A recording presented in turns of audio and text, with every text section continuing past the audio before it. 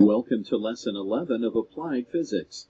This lesson covers simple machines. In this lesson, you will cover the following objectives.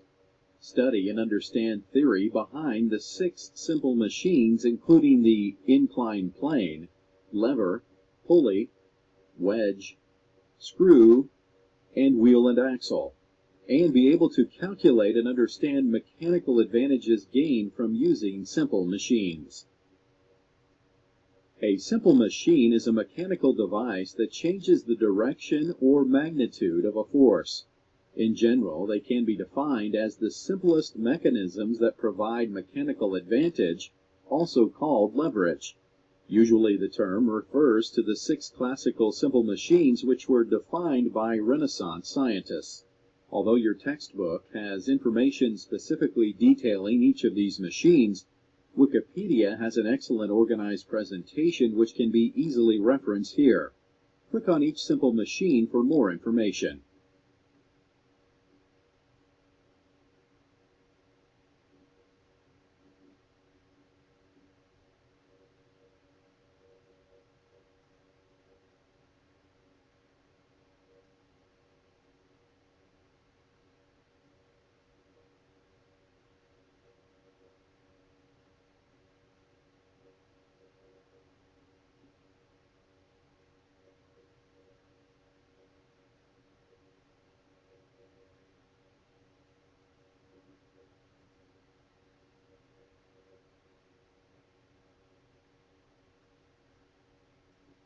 Simple machines have allowed civilization to advance from a primitive style of living to one where tools could be used to advance the standard of living.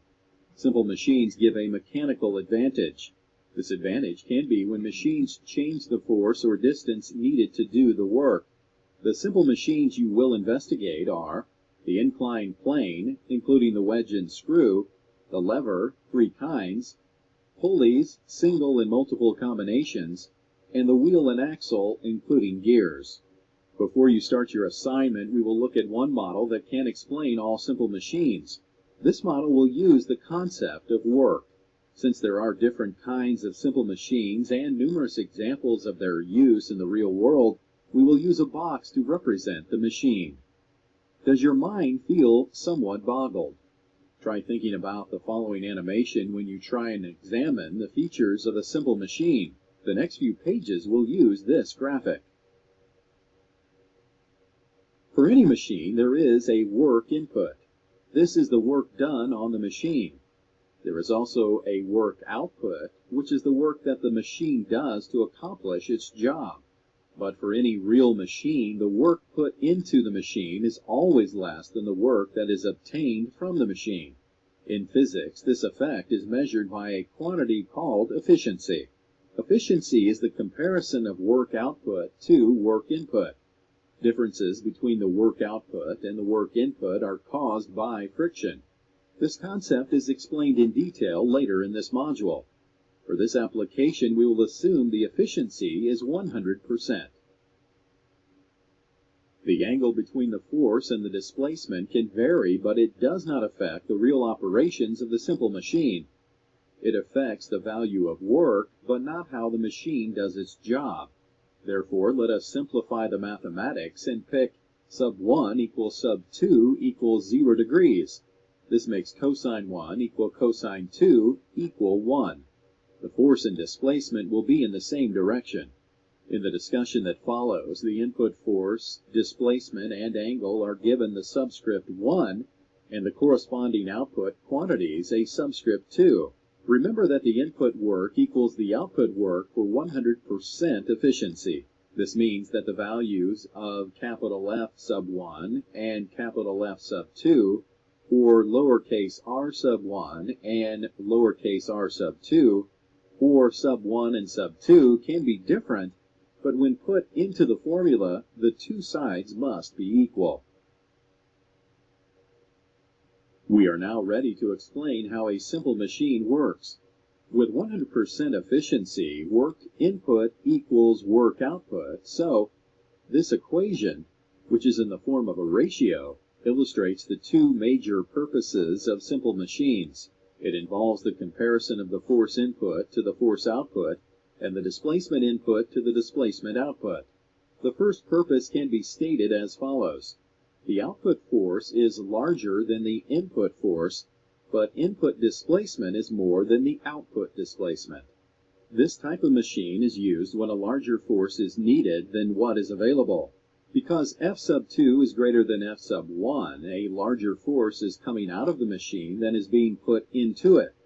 In order for the input work and output work to be equal, lowercase r sub 1 must be greater than r sub 2. This means the larger force coming out of the machine will act over a shorter displacement. The smaller input force must act over a larger displacement. In other words, this type of machine gives a gain in force, but a loss in displacement.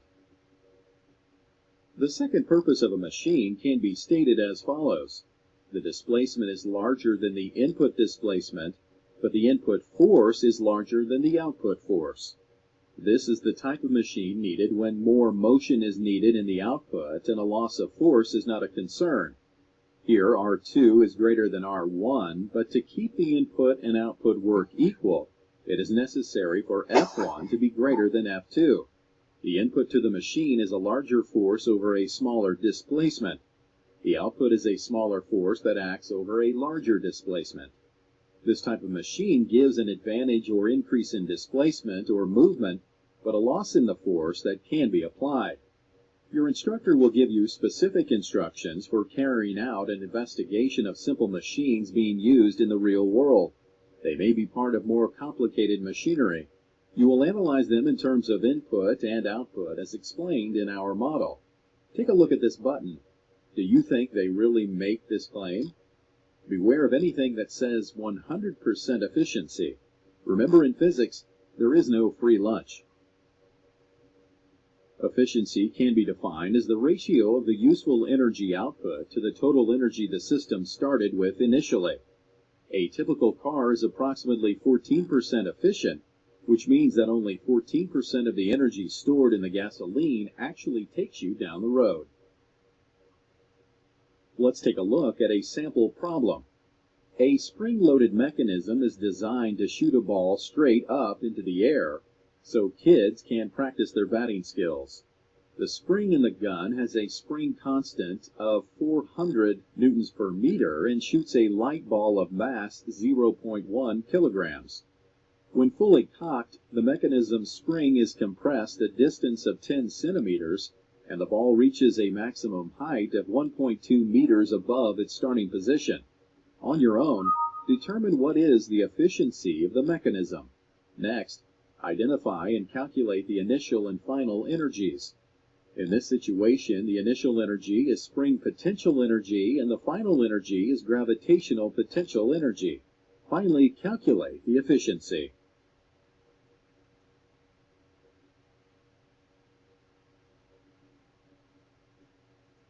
A machine is a tool used to make work easier. Simple machines are simple tools used to make work easier. Compound machines have two or more simple machines working together to make work easier. These devices were all in common use for centuries before Leonardo da Vinci's time. Each one makes work easier to do by providing some trade-off between the force applied and the distance over which the force is applied. In science, work is defined as a force acting on an object to move it across a distance. Pushing, pulling, and lifting are common forms of work. Furniture movers do work when they move boxes. Gardeners do work when they pull weeds. Children do work when they go up and down on a seesaw. Machines make their work easier.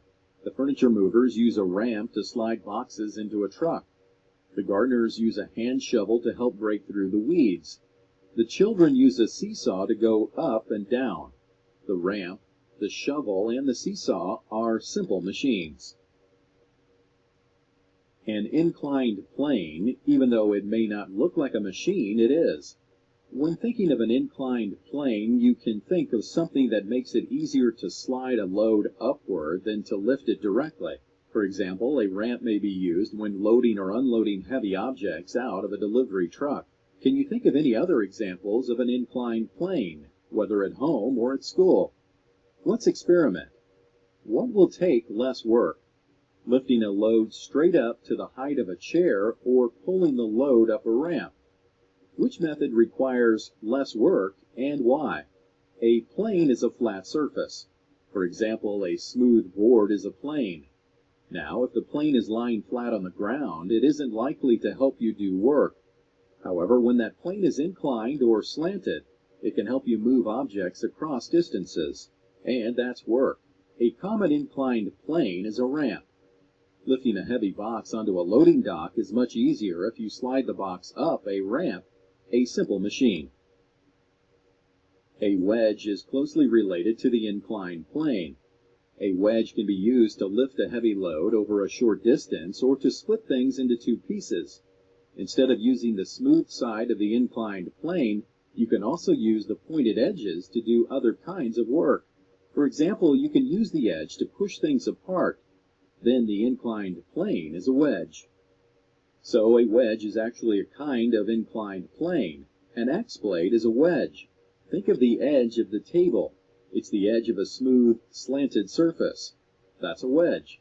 A wedge converts motion in one direction into a splitting motion that acts at right angles to the blade. Nearly all cutting machines use the wedge. A lifting machine may use a wedge to get under a load. A screw is simply an inclined plane that is wrapped around a cylinder or a cone. The main purpose is to raise a load over the threads, which is the spiral part of the screw, by applying a small force. Now take an inclined plane and wrap it around a cylinder. Its sharp edge becomes another simple tool, the screw. Put a metal screw beside a ramp and it's kind of hard to see the similarities. But the screw is actually just another kind of inclined plane. A screw is a central core with a thread or groove wrapped around it to form a helix. While turning, a screw converts a rotary motion into a forward or backward motion. Try pulling a stubborn weed out of the ground. You know, a deep, persistent weed that seems to have taken over your flower bed. Using just your bare hands, it might be difficult or even painful. With a tool like a hand shovel, however, you should win the battle. Any tool that pries something loose is a lever. A lever is an arm that pivots or turns against a fulcrum or a point. Think of the claw end of a hammer that you use to pry nails loose. It's a lever. It's a curved arm that rests against a point on a surface. As you rotate the curved arm, it pries the nail loose from the surface. A lever is a stiff rod that rotates around a pivot point. Downward motion at one end results in upward motion at the other end. Depending on where the pivot point is located, a lever can multiply either the force applied or the distance over which the force is applied. The lever was one of the earliest machines to be used. Levers help us lift weights with less effort. A pulley is a similar form of the wheel and axle. A pulley changes the direction of a force. A pulley is really a kind of wheel, just as a screw is a kind of inclined plane. But pulleys are so important that people give them their own category. A pulley is a wheel with two raised edges so that a rope or a string will run along the wheel without coming off. It's often also called a block and tackle. Because there are no wheels in nature, there are also no pulleys. Pulleys may have been invented by Archimedes in ancient Sicily about 250 BC. As with a screw, you can use a pulley in several different ways. You can use a pulley to make it easier to pull a rope, to change the direction of a force, or to get more mechanical advantage and lift something heavier than you can lift by yourself. With a fixed pulley, the pulley is attached to a hook or a wall and doesn't move like the clothesline pulley in the picture here. A fixed pulley doesn't give you any mechanical advantage, but it changes the direction of the force. For instance, you can pull down in order to lift something up, or you can pull the upper clothesline toward you in order to move the lower clothesline away from you. With a movable pulley, you do have a mechanical advantage. You can pull with less force for a longer distance to get the same work done. This lets you lift things that would be too heavy for you without a pulley. A movable pulley is a way to use a pulley to make it easier to move heavy things, to get a mechanical advantage. In the picture, someone is trying to pull their bike up to the ceiling so it would be out of the way.